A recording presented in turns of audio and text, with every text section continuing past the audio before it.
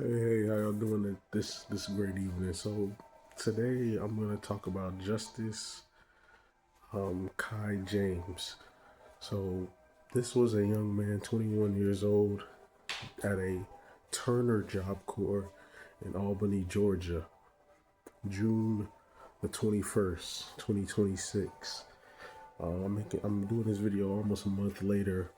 Unfortunately, I wish I would have did it right on time, but better late than never. This young man was trying to further his education, pick up that trade, and get to the next level. Becoming a self-sustaining, strong role model in his community, and building a family and sustaining himself.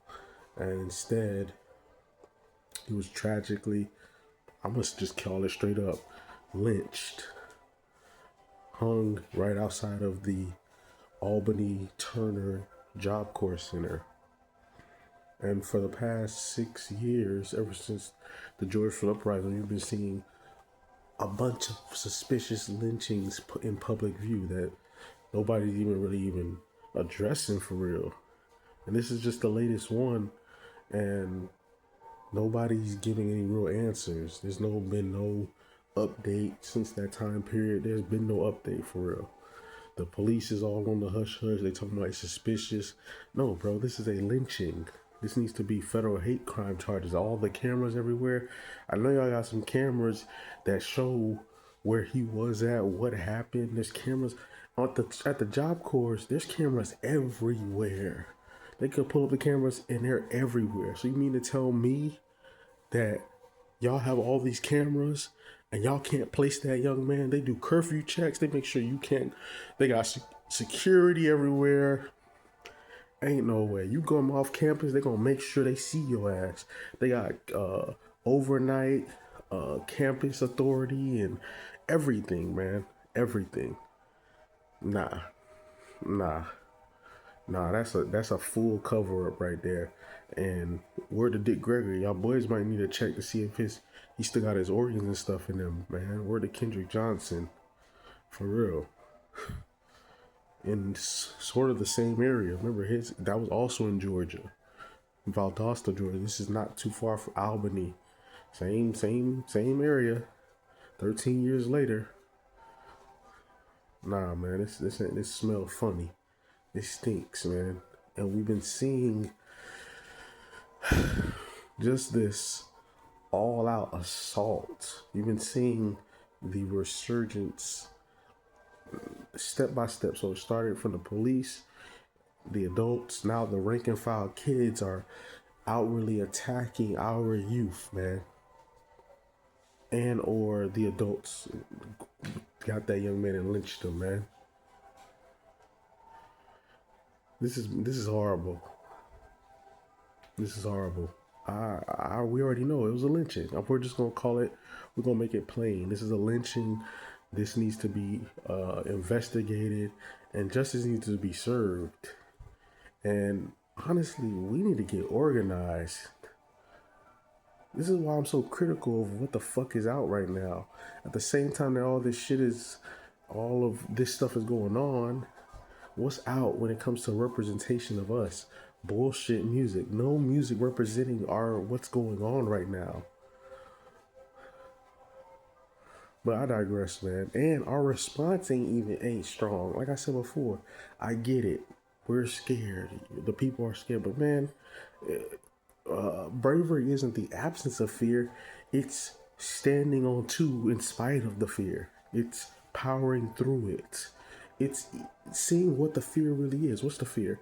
Is the fear death? Is the fear losing a standing? Is the fear being alone?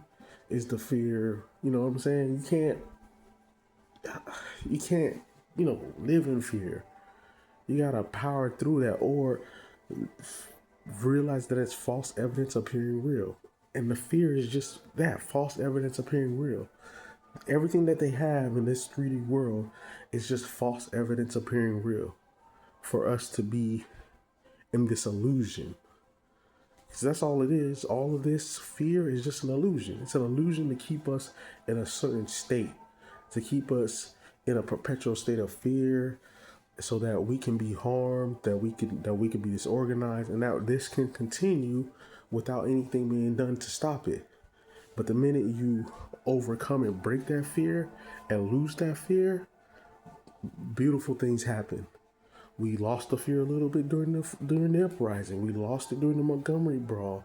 We showed up during the Baltimore uprising, during the Ferguson uprising, during the LA riots, during the McDuffie riots in Miami, during the movement in the 60s and 70s, during the Black Panther wave, during the Seminole Wars, during the Civil War. We've shown throughout our history, when we fought back against whites who were attacking our communities, like through all the racial terror, we have consistently shown at different points in our history, for since we got here or since they came here, whatever narrative you want to put, either we're here already, mixed in with the Africans who came over and the natives were here who were us, and then we mixed in, or we always were going back and forth because Kemet was a satellite all over the planet, but that's another story for another day.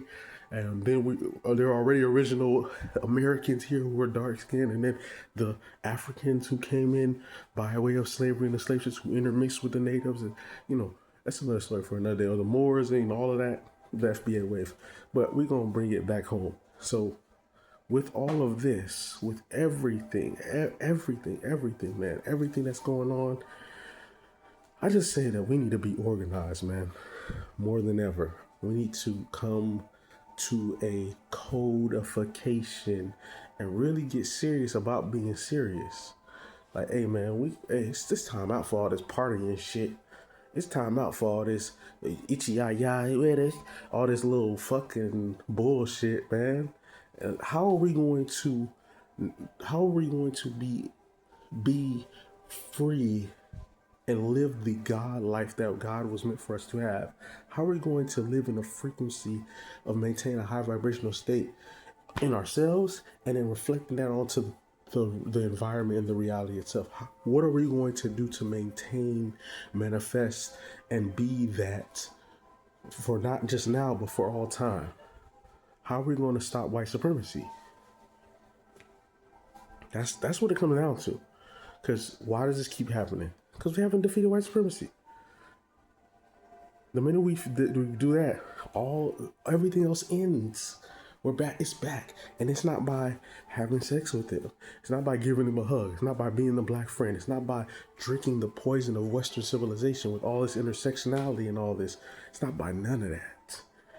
We have to get strategic and come up with a strategy, politically, militarily, economically, socially, family-wise, psychologically, spiritually, socially, and really dig in. Tap into the leaders who fought and won. Tap into the Khalid Muhammads, the Malcolm X's, the Martins, the Amos Wilsons, the Francis Cress Welsings, and then make those blueprints our own and put a 21st century advancement to said blueprints. When we do that, boom, game over, bro. Game over. But we haven't truly even gotten started yet. I always say that.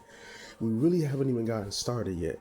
You got people who want to play the fence because they don't want to move the needle no more because they've decided to stay in a period of stagnation.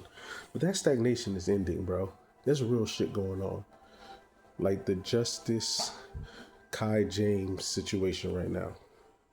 That's some real shit going on right now. The Carmelo Anthony, the Nolan Wells, the other young black queen who got killed by her white friends. All this vile shit is going on.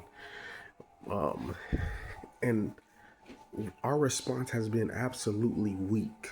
And like I said in my last video, this includes me. And so what is the solution then? What is the solution? The solution is getting with like-minded people who actually give a fuck and want to find a way to get out of said situation. That's by doing the hard work and running for office. That's by self-defense classes in all forms. That's by organizing within said self-defense classes. That's by informing others and spreading that, make that the wave, like videos that I'm doing and other people making videos. That's by being organized within your communities, wherever you go, whether it's the gym, that's your community, whether it's since line dancing the way, the line dance wave, whether it's at your local library, your schools, your jobs, for those who are on code, and everywhere, grocery stores, where people congregate, where people give a damn, where people talk, barbershops, basketball courts, everywhere. And I'll leave you with this. This is a famous poem that Khalid talked about. And I'm going to paraphrase it because I don't remember it word by word, but it's called "When Niggas Love Freedom Like They Love the Bulls." When niggas love freedom like they love the bulls, they will stop doing the bullshit and finally get on code to ending this oppression. I'm paraphrasing because it's a long thing. It's by Khalid Muhammad. Was reading it. It's by somebody else, and it's amazing. It was a poem wrote in the 90s, and it's so relevant to right now because at the height of what is happening, we're not even at the level, and that wasn't even good enough. We're not even at the level that we were at during the Montgomery Brawl or during the George Floyd uprising. We're not even at that unification or energy level that we were at 6 years ago. I remember when all that shit was going down and what made us lose our edge, and I was like, what the fuck is everybody doing? Get the fuck back on the goddamn battlefield. The fuck are y'all pussy ass crackers? I mean, what the fuck are y'all pussy ass niggas doing, bruh? That goes for the women and the men. Y'all acting like hoes. What the fuck y'all doing? Y'all boys ready to get back on the plantation. That's basically what it was. 6 years ago, everybody fucking blinked. When we had the shit where we had it and everybody was riding on our wave and there was nothing nobody could do about it, we fucking blinked. Nobody came out of the woodwork and really pushed themselves as a front leader to take us beyond where we were to a new place and a new plateau towards freedom and ending the Black Genocide Campaign.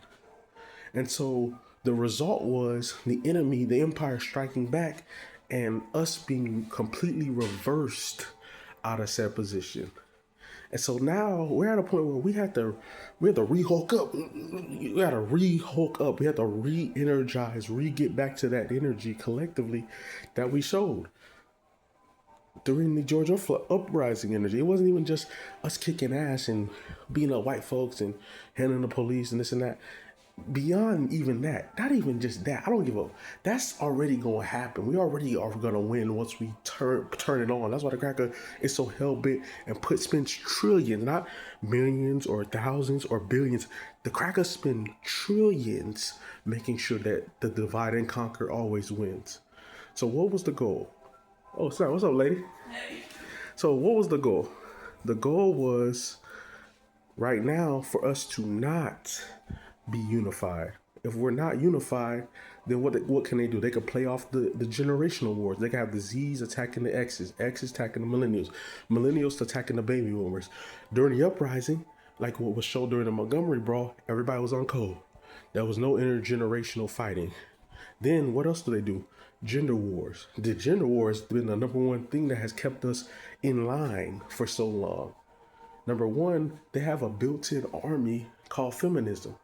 I'm not even going to go in depth, but for those who don't know, feminism is an alien doctrine that is not about empowerment and is alien to the Black community.